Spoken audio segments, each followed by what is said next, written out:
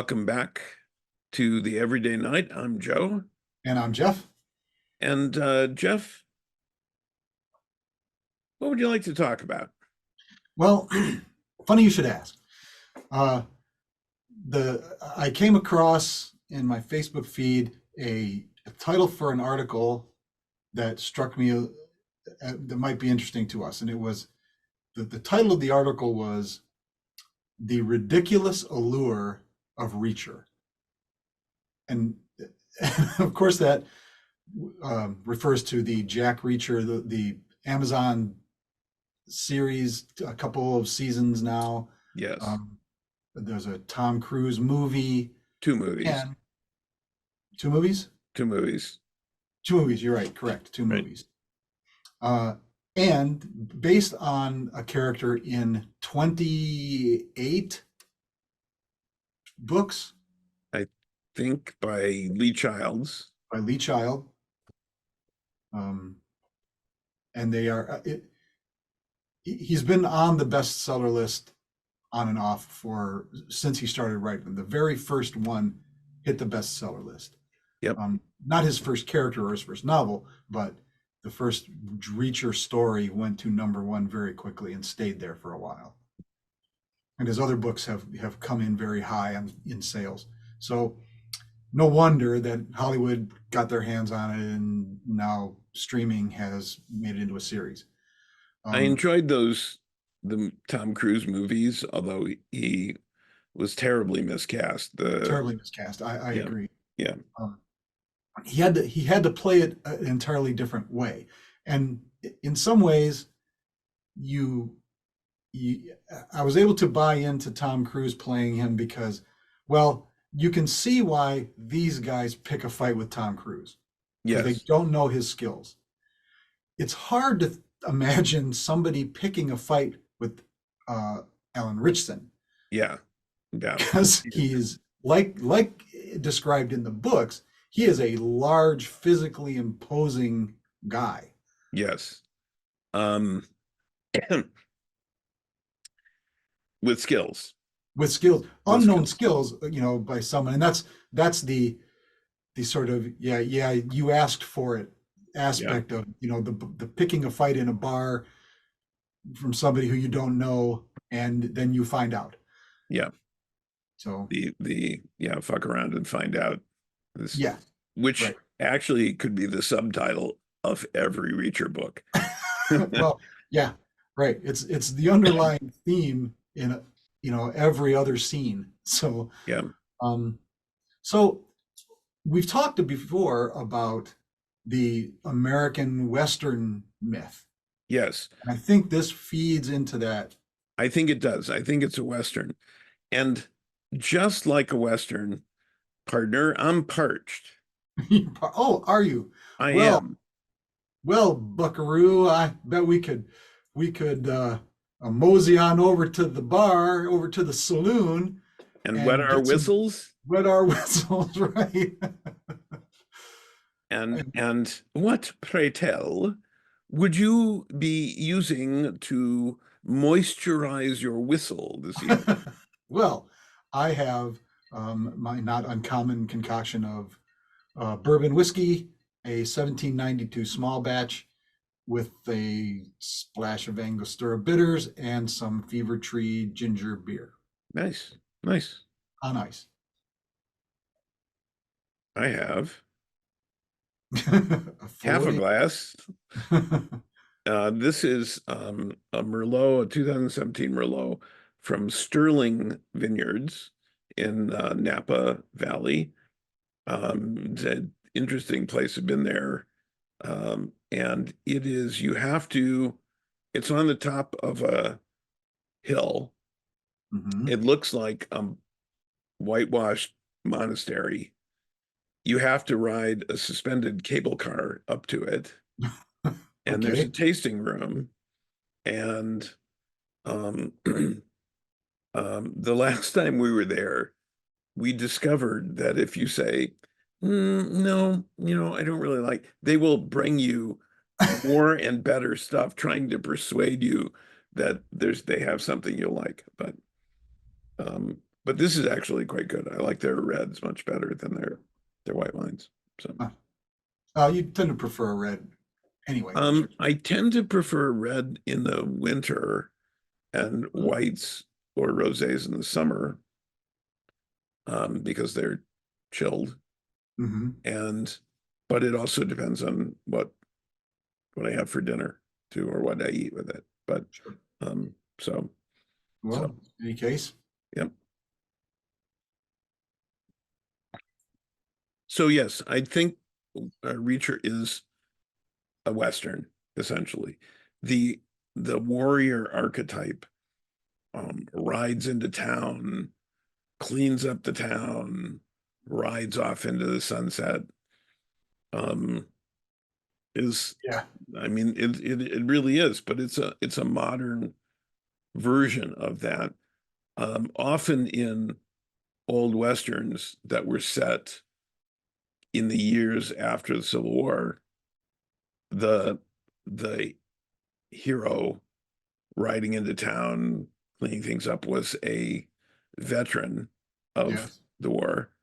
Um, which is what gives him his skill with a gun or his right, tactical knowledge of whatever. right. Yeah, and also i- in many embittered, they were somewhat embittered when Yes, we start looking as we start getting into, we talked about this again, the anti-hero of the late 60s and 70s, that veteran is embittered by his experience and mainly just wants to be left alone. yes. And Reacher, I think in the second series, second season, explains some of that. Some of his um, disillusionment with the military. Yes. Um, While when reading the books, the military's effect on him is huge. yeah, But and you're talking about where we get to learn a little more about him in the second movie than in the first movie, which makes some sense. Um, as character development, we'll get that character development as more seasons come in. I suspect, but um, in the first season, we see him as a young man growing up, and we a couple of scenes where he and his brother get in little mhm, scuffles, and because they're moving around a lot as a they're sons of military people as well. So you see a little bit of his sort of natural willingness to scrap, to just never back down, take on anybody, do, if it's right, I'll fight for it, you know. So you start seeing some of that early on. And then the military gets a hold of him and sort of trains him to take orders and be more disciplined. mm, And then yeah, he sees a justice in the military. It's a very straightforward worldview that he's got. Defend the country and protect your mates, and then the military sort of turns on him and becomes a corrupt, in yes. his eyes, a corrupt thing that he has less interest in. And I think at one point he says something about having been in it in the system for so long, and once he got out, he wanted out completely, which is why he simply wanders. Right. And I think that's another part of his appeal to a modern audience, is that he is entirely off the grid. He Yes, is completely independent of any, well, he's not completely off the grid because he has a debit card or because an he ATM has card, a what? an ATM card. Yeah, because he has his pension is automatically Yep. deposited. So So he has to be able to access that wherever he is. it occurs to me that the Western actor character that he reminds me of, it's just occurred to me, is Cheyenne. There are a lot of people who probably don't remember the 50s, early 60s TV Western Cheyenne, Hmm. about Cheyenne Bodie, played by Clint Walker, who traveled around, rode Also a around. big, physically imposing dude. Exactly. He was 6'6". He was the size that they describe Reacher as. Yeah, and Alan, shaped like it's shaped like a splitting wedge. yeah. And people picked fights with him. Yeah. And it was, With Cheyenne and with some like the sort of the opposite of that is the Destry films. Do you remember oh those? yeah, yeah, Murphy, who was a yeah, small guy. he was. But yeah, Clint Walker, I think, had that sort of the book The Virginian, which was iconic and an set Mm, archetypes for decades. Was he was I think he just wanted to be left alone. And Cheyenne's character, Clint Walker's character, was very soft spoken, yes, never raised his voice or said anything bad about anybody. So he must be yellow. If yeah, you're not willing to stand up for yourself, you must be yellow. Is always the call, right? From the bad guy to the good guy who just wants to drink his whiskey and be left alone. right. And so Well, the and book, there's another. Do you remember the movie Secondhand Lions? oh yeah, The one of my bar scene when Hug McCann, what's the actor? I've forgotten the actor's name, but he's uh, sitting there with his friend and their. and it's not even a bar, it's just like a cafe, like a Oh yeah, diner. yeah, just a cafe, yeah. And these punks come in and start bothering him, and it's such a great scene. He grabs one by the throat and tells him off, and the guy still picks a fight. It's like, Yeah. Well, and yeah, that's you're right. That's one of my favorite scenes ever, and it's a great scene in that movie.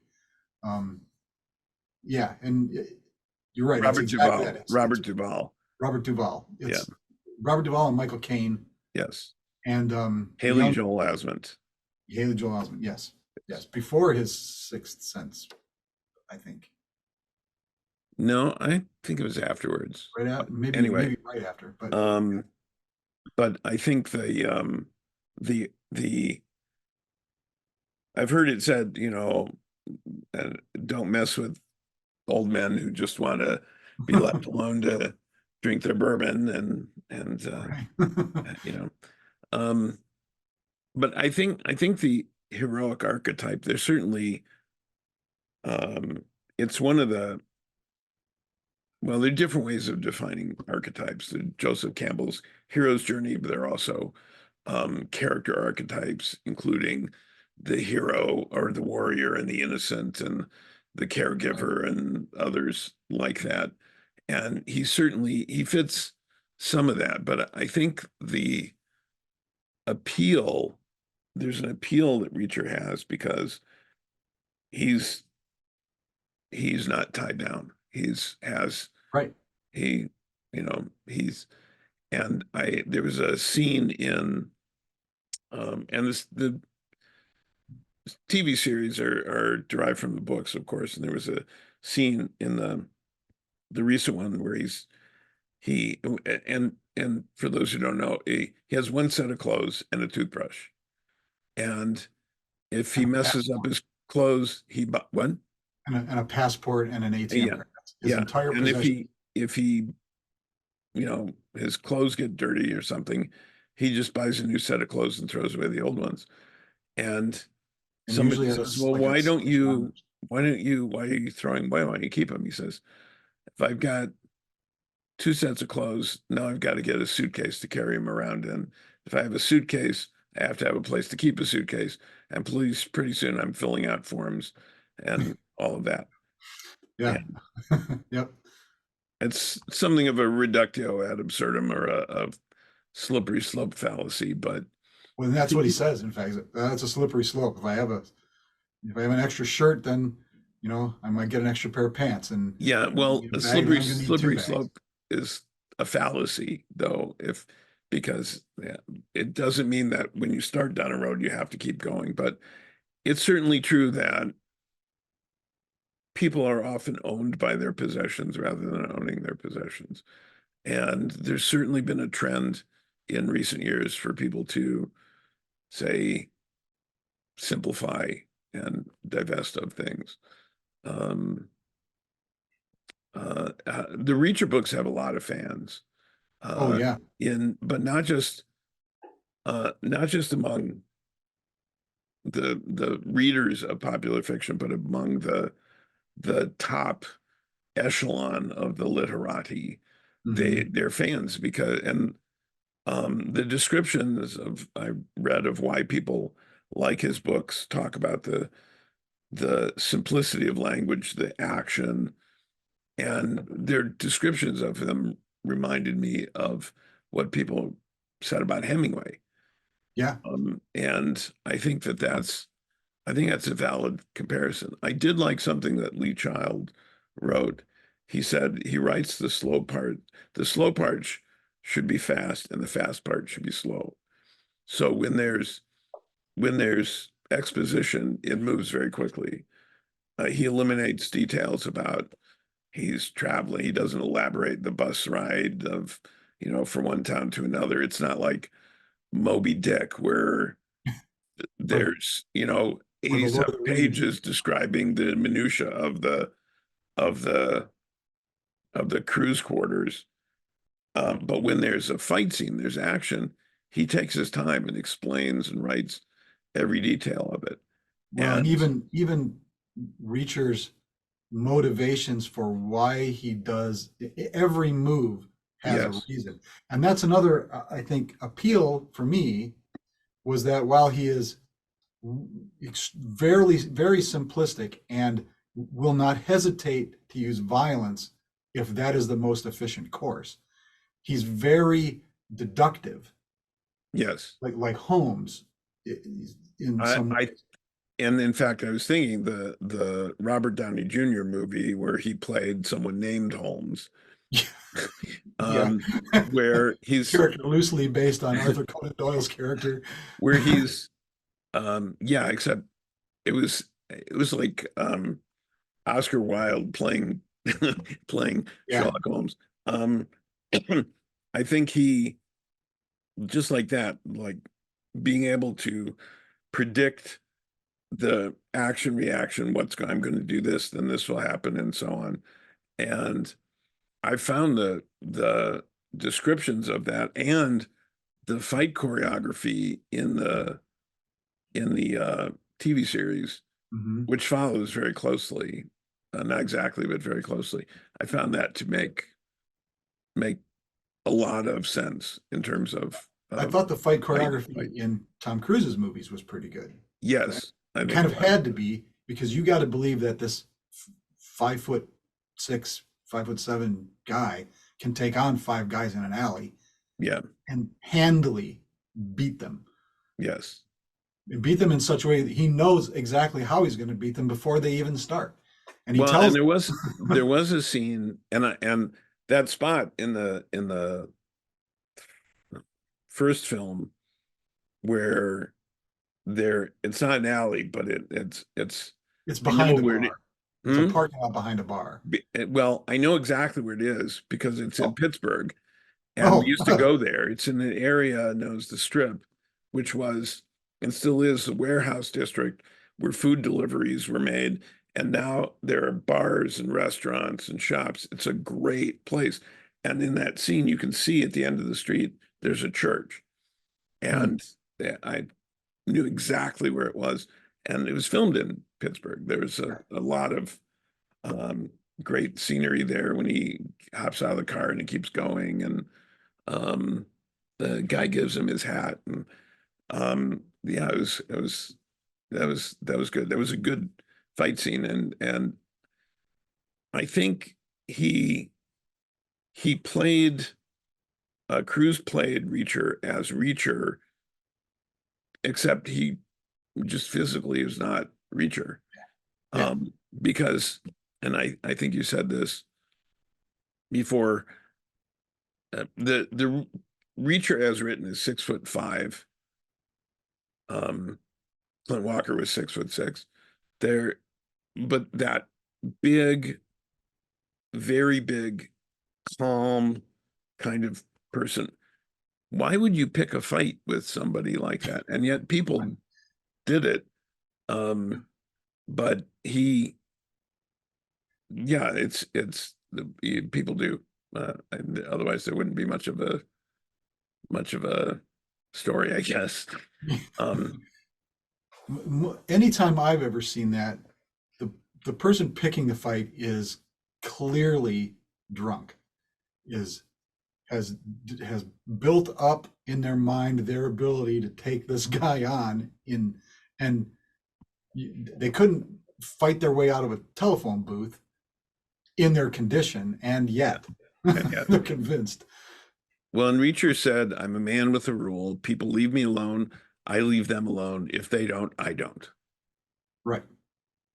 So yeah. I Um, guess that's a philosophy. um, yeah, he says, let me find this other uh quotation from him. Um, let's see. I don't care about the little guy. I just hate the big guy. I hate big, smug people who think they can get away with things. Yeah. Right. He said, I was in the machine my whole life. Then the machine coughed and spat me out. So I thought, okay, if I'm out, I'm out, all the way out.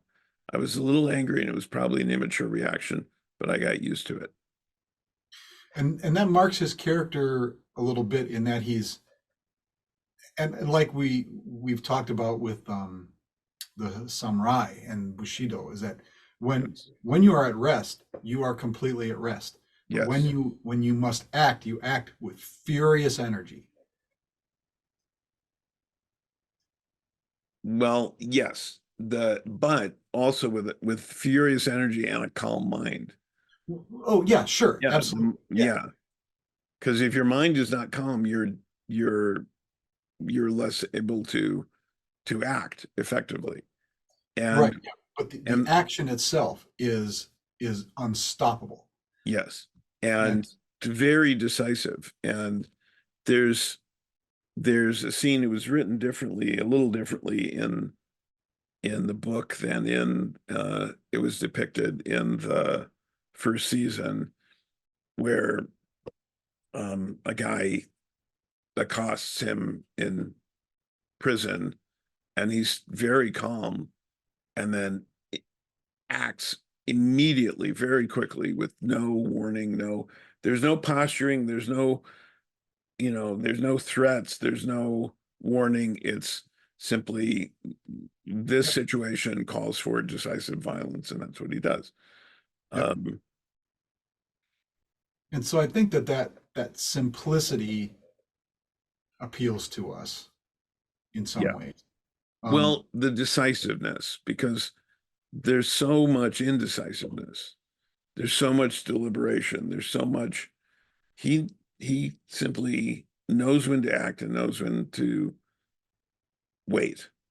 well, and there's another which I have a harder time with, but I recognize how many would find it appealing. There's a quote in the book.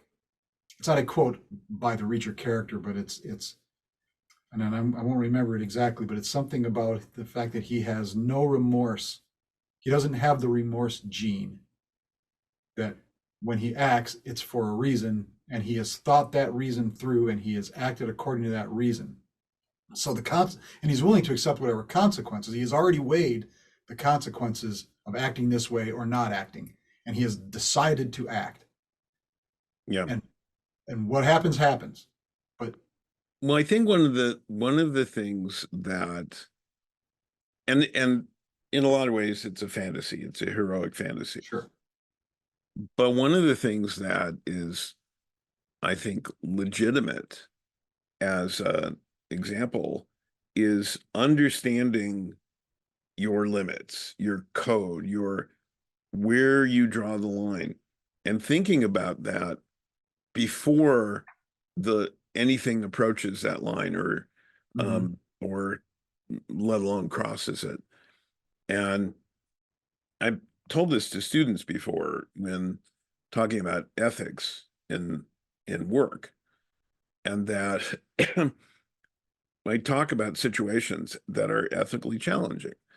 And because the consequences of it and the consequences of not acting or acting or that the situations can be complicated, but they need to think about that Yeah. because they will encounter those situations inevitably in the workplace.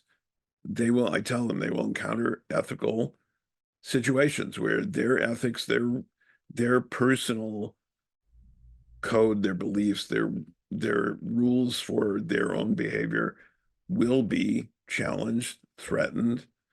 Um, uh, and if you don't think about that beforehand, have a clear idea of that, then it will be more difficult for you to deal with. And one of the things that's appealing about Reacher is he knows he Hmm. has an absolute, he knows where the limit is, but he also there's a scene in, I think it was the very first scene in the first series. He's in a diner. He sits down to have coffee and pie, and he sees police cars come up, and he puts his hands on the table because he Yeah. knows. He just knows that they're there for him. Who else would they be there for? He's new in town, you know. Yep. Somehow. Yeah. So um, he's a very thoughtful guy, which I think is also appealing. He's not a dumb brute. Right. True. Very true. He's like the Virginian again. I go back to him a lot. He's a man of few words, but every word is well considered. Yes. Um, there's also, I remember reading a critique of High Noon, the movie with Gary Cooper and Grace Kelly. And Gary Cooper is the town's sheriff, Right. and the bad guys are coming into town. And Gary Cooper asks all the townspeople to help defend their town, and they all refuse. And he ends up taking out the gang as they come in by himself, and Mhm. then, you know, tosses his badge to them and rides away with, I don't remember if it was with Grace Kelly or not, but I remember a critique of that saying he he's a professional. He wouldn't want these amateurs helping them anyway.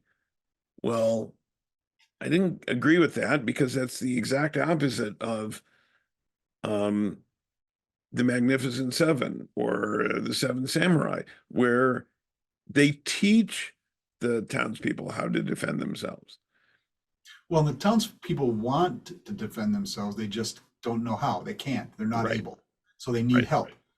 right, They're although there is in both of those movies there's a sort of faction in the town that no, we've hired these people. That's their job.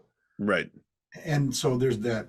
So you're getting both sides of that local argument as a mechanism in the movie, right. um, and yeah. So you're right, and that parallel is pretty clear with Reacher. So And the people that Reacher called on were his former compatriots in the right, investigative uh, section that he ran um, in this last series because he could trust them.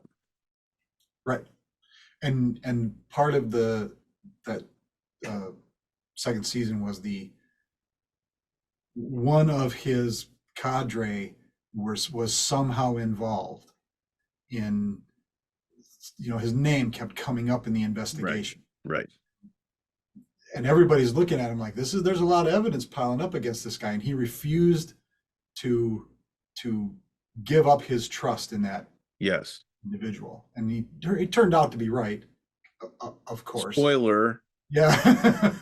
Yeah. Um, so It's I think the larger issue then is or question for discussion is that heroic archetype, because there's certainly examples from all throughout history, in the ancient world, the medieval world, throughout literature, and there are certain virtues that they exemplify.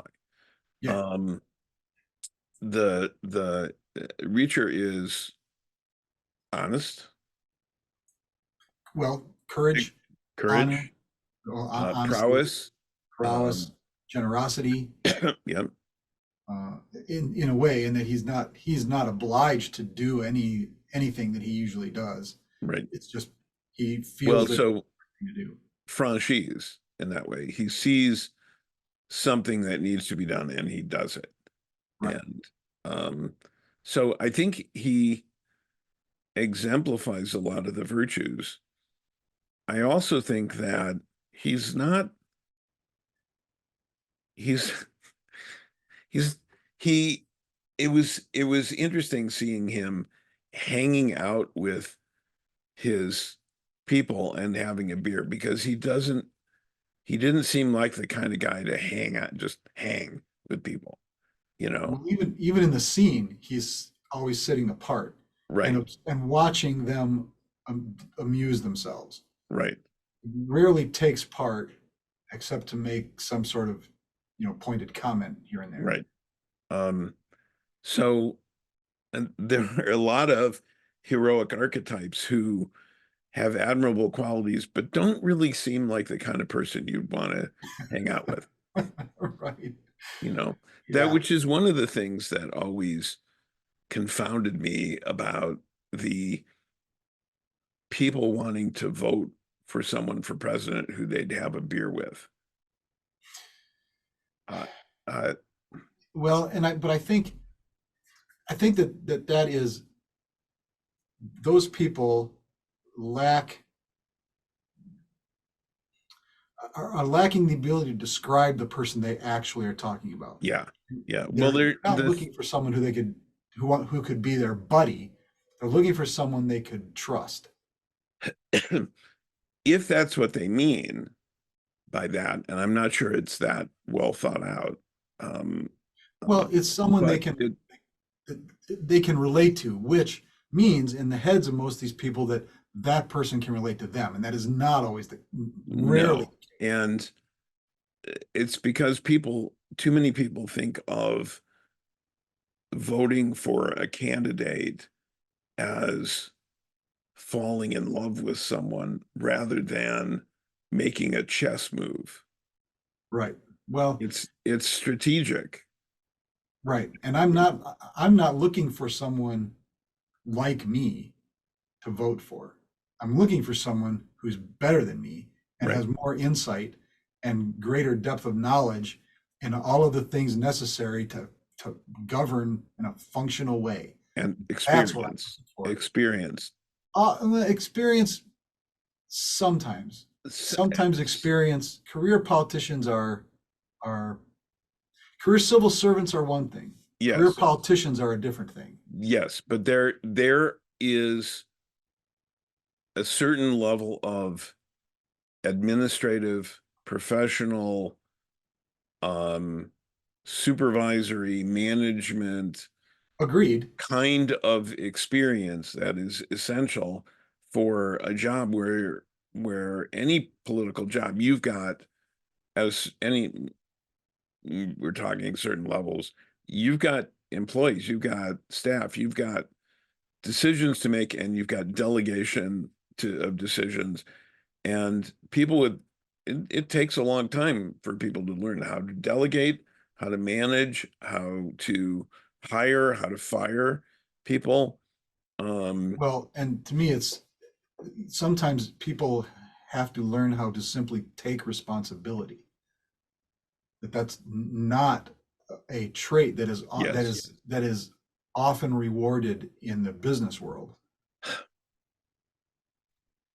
Um, I have, when I worked in advertising and marketing, I saw many clients in organizations where the path to promotion was not making a decision.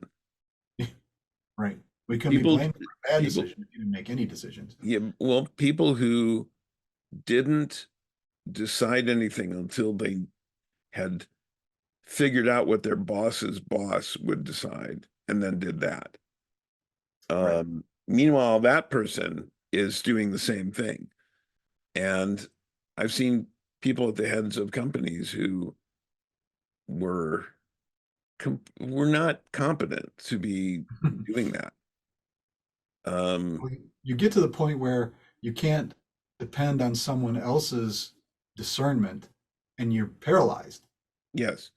And Reacher, again, and one of his appeals, he trusts his own judgment. Yeah. Yeah. There are Well, very few other people he does trust. and, But because it's a book, his judgment turns out right most of the yes, time. um, one of the other things about Reacher is that the women characters who are competent and honest, he trusts and relies on Respects. and treats with respect. He treats competence with respect, Yeah. lawful good, you might say, with respect. Although he is chaotic good, I'd say. Yes. Well, uh, I don't know. It's Neutral good? neutral. Yeah. See, lawful. He's not. He cares less about the law than about justice. Clearly. Exactly. So lawful good, Doesn't quite fit. not no, and neutral good. I don't. The D&D alignments don't actually work if for real Yeah, people. yeah. But yeah, chaotic good in that. Well, I don't know. Chaotic good is you generally accepted is that you are not malicious, but you're unpredictable, and you don't Okay. wish harm on anyone. Then I'd say he's Pretty more predictable. neutral good. Yeah. Well, and neutral good is what's important. How you reach that good is less important. Well, and certainly it's yeah, it's about justice, not Yeah. law. So There yeah, have I would been put him. there have been other characters like that. Um, Harry Callahan, in some ways. Um, Harry Callahan, in some ways, is lawful evil. yeah, okay, yeah, I would say, yeah, that makes sense. Um, uh, yeah. And it's not to say that any fictional character is going to be absolutely, or should it be absolutely a role model. I No, think right. I think the what Reacher, the role model that Reacher serves as is be yourself. Know who you are, understand who you are, know what your rules are, know what your limits are, and be yourself. And he is. And he is that. And if you can help out once in a while, you should. Yeah. If you have the ability to affect good, Well, and he doesn't turn away. When he sees something that is wrong, he does not turn away yeah, it's from, not somebody else's problem. right. He makes it, it's a problem, so it's his problem. Right. Now, he's certainly willing to solve the problem in the most efficient way possible and then walk away from any possible consequences. Yeah. Yeah. Well, he always seems to find a way to not suffer the same kinds of consequences that um, ordinary people in the real world would for Well, some of the things he does. yeah, true. Well, again, he's a fictional character, so he gets Yeah. away with some things, you Yeah. know. Um, he has the ability to I've talked before about getting initiative when in fighting we talk about initiative. And I say that initiative isn't always going first or acting first. Initiative is knowing what happens next. And Yes. and that is his strength, is he knows what's going to happen. If you do that, this is what's going to happen. If you do this, you can pick the outcome, but I know what's going to happen next. Yeah. He doesn't always share that information. No, but if it helps him get out of a situation by Yes. pointing out, if we go down this path, this is what's going to happen. And, you know, whatever consequences come on me after it happens, I'm willing. Are you willing to take the consequences of what's going to Yes. happen in between? Yes.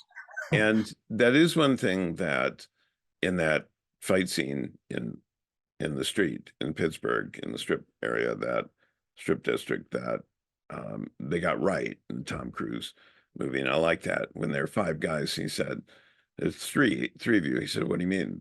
Three, there are five. He said, there's always a leader, which is probably you. There are two wingmen, and then the other two are going to run away when they see how this goes.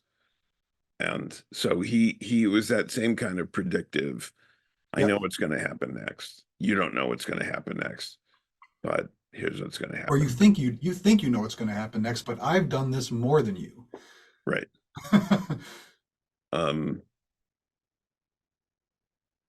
One thing that didn't ring true in the scene just before that, in the Tom Cruise movie, was the way he interacts with the young woman who is setting him up to then have to go outside and fight those guys.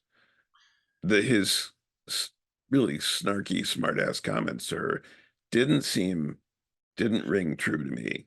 Well, I thought that was poorly scripted in Yeah, a way. I mean, it became clear to me that, well, he was, again, you said he doesn't entangle himself. right, And he, if he is going to entangle himself, it's going to be with somebody he respects. He right, obviously was not interested in this little popsy girl. right, She kept on to the point where he realized that she's not attracted to him. There's something else going on. right. But he didn't go to that point. His insults to her, which were Yeah, he oblique to her, became insulting. Yeah. it didn't strike me as true to the character. He would have, I think he would have simply said, "Leave me alone. Not interested. Leave me Right. alone." And they, Yeah, I can yeah, see that, but that wouldn't have led to a fight. And there was a had to have a fight scene. they had to have a fight scene, but they could have gotten to the fight another way. Yeah, I agree. And while I've enjoyed Lee Child's books the same way I enjoyed Robert E. Howard's books back in the day, they're not perfect. They're not these crystalline structures that make absolute sense all the way through. No, they're very entertaining though. Right. They have these bright spots of very entertaining action and some occasionally some deeper thought, and it's strung together by this sort of fanciful fretwork of Right. improbabilities. Well, and there's in a similar way, and I don't know if you've read them, the In Death series by J.D. Robb's the pen name of I've forgotten what her pen name is, but it's like No, book 59 just came out, oh, and geez. they're I like the story. I enjoy them, but this is not serious literature. It's just great storytelling. Hmm. Um, Although some serious literature is not such great storytelling. Um, and I enjoy them. One thing I've never understood is why those haven't been making it made into movies or a TV series. Um, I'm not familiar with the book, so I can't comment. I recommend them to you. Okay, J.D. And Robb, you say? J.D. Robb, the Two In Depth, B's, J period D period Robb. I'll send two you a link. B's, and Robb, two Robb, B's and Robb. two B's. Okay, Um, To bees I or would, not to bees? you didn't need to ask that question. Um, they're very entertaining. I like the characters, and there's character growth throughout the series. They're 59 not, books. yeah. Do, do they have to, do some of the characters have to die and their children take on the story mantle like some series like that? No, not Okay. yet. Um, Okay. but that's also set slightly in the future. Okay. So there's some interesting technology and that Okay. sort of thing. But it's um, you did you ever watch Castle, the TV series? No, No. I don't think so. I don't remember that title. He's a novelist and she's a police detective. Um, no. Nope. Well, in the In Death series, she's a police detective and he's a very wealthy man. Okay. Um, Okay, so there's his entree to the story. well, but these novels were written long before the Castle series came Oh, out.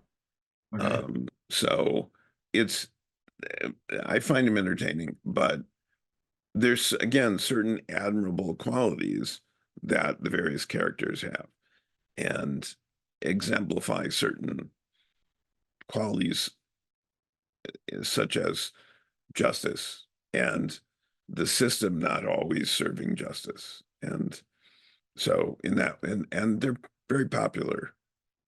I'm surprised you haven't read them. Well, I read a lot, but I can't get to all of it. Yeah. They just need to stop writing books so we can catch up, right? Yeah, exactly. You know, Um, when we one of the times we moved the movers box after box of books, and they said, "Have you read all these books?" And I said, "Well, yeah, but some of them only once." And I don't yeah, think they understood that some books are reference books and you don't read them right. like a novel front to back. I've had to explain that to students. Do you ask them, how do you read a textbook?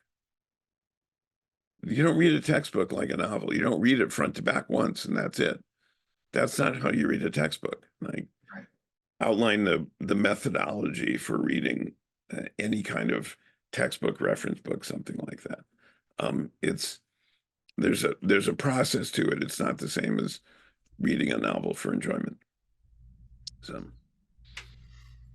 okay, So we done enough to reach her to let I him think go? so. I think so. Again, I still I enjoy them, and I haven't stopped enjoying them.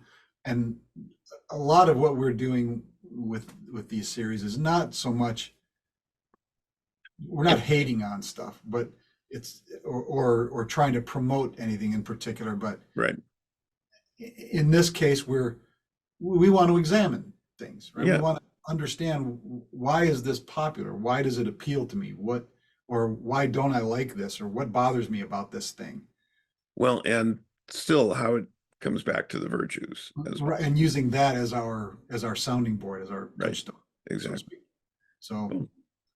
I'll continue to watch the series. I like Alan Richardson's portrayal, although he's not he's not perfectly right either physically.